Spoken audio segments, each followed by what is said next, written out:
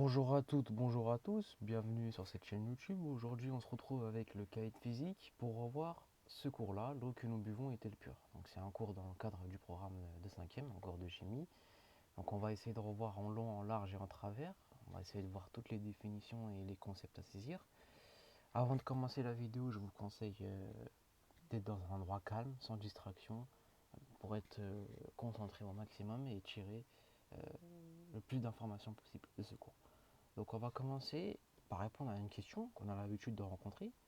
Comment savoir si un liquide correspond à de l'eau? Voilà, j'ai un petit bécher là, j'ai un liquide à l'intérieur et j'aimerais savoir est-ce que ça correspond à de l'eau. Sachant que on n'a pas le droit de goûter et on n'a pas le droit de sentir. Ça c'est une règle en physique. On peut pas. C'est interdit. Donc du coup, comment on fait pour savoir? Donc on va utiliser une poudre spéciale qu'on appelle le sulfate de cuivre anhydre. Donc c'est une poudre blanche et c'est quoi la particularité de cette poudre? C'est que si je verse de l'eau, donc ça c'est de l'eau, c'est sûr et certain, je sais que c'est de l'eau. Si je verse quelques gouttes d'eau, bah, ce sulfate, il va devenir bleu, comme ceci, vous voyez. Donc ça veut dire, pour savoir si mon liquide, au départ, il contient de l'eau, bah, je vais verser quelques gouttes sur du sulfate de cuivre anhydre, et s'il devient bleu, ça veut dire que mon liquide, il contient de l'eau. Et j'insiste bien sur le contient de l'eau, parce que j'ai pas dit contient que de l'eau, parce que ça, c'est une autre notion. Vous voyez. Donc ça veut dire mon liquide, il contient de l'eau.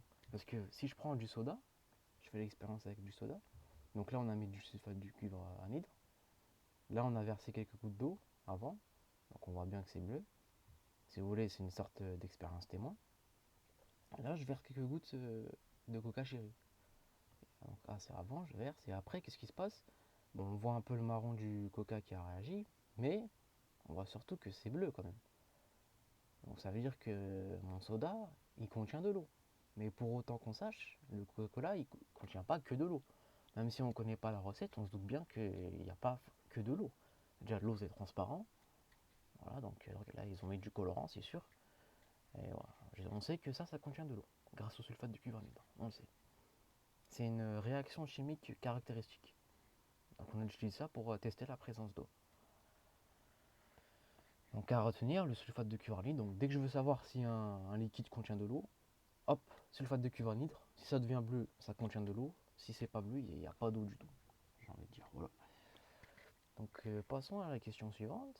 Alors, maintenant, comment on fait pour prouver qu'une eau est pure? Là, j'ai mon eau au départ, là. J'ai l'eau dans un verre cette fois-ci. Et je veux savoir si cette eau, elle est pure.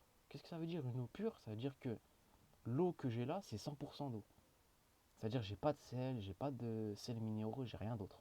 C'est pas de l'eau sucrée, j'ai que de l'eau, 100% d'eau, et rien d'autre. Alors qu'est-ce qu'on va faire en fait? On va chauffer l'eau. C'est ce qu'on va faire. On va chauffer l'eau jusqu'à évaporation, parce que si vous faites chauffer, au bout d'un moment, l'eau va atteindre une température d'ébullition qu'on appelle. C'est-à-dire c'est la température à partir de laquelle l'eau va commencer à s'évaporer, petit à petit. Donc du coup, l'eau va se transformer en gaz. Et le liquide ici, le volume là, il va diminuer. Enfin, le volume d'eau liquide. Le volume d'eau ne change pas.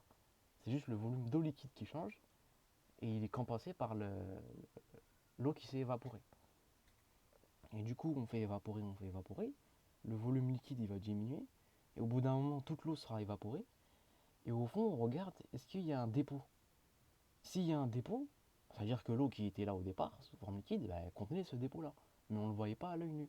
Mais comme là, on a déshydraté grossièrement, puisqu'on a fait évaporer l'eau, si on observe un dépôt au fond, bah, ça veut dire que l'eau c'était un mélange en fait, et c'est pas une eau pure. Donc cette technique qu'on appelle la vaporisation, c'est-à-dire qu'on prend un échantillon, bon, on va faire chauffer toute cette eau-là, ça va prendre beaucoup de temps quand même. Donc on prend seulement un échantillon qu'on met dans un tube à ici, on le fait chauffer, et au bout d'un moment, si on observe un dépôt blanc au fond, quand toute l'eau s'est évaporée, ça veut dire que mon eau de départ elle n'est pas pure. Et si on observe bien, ça veut dire qu'elle est pure. Je vais annuler la vidéo parce que je bégaye trop là.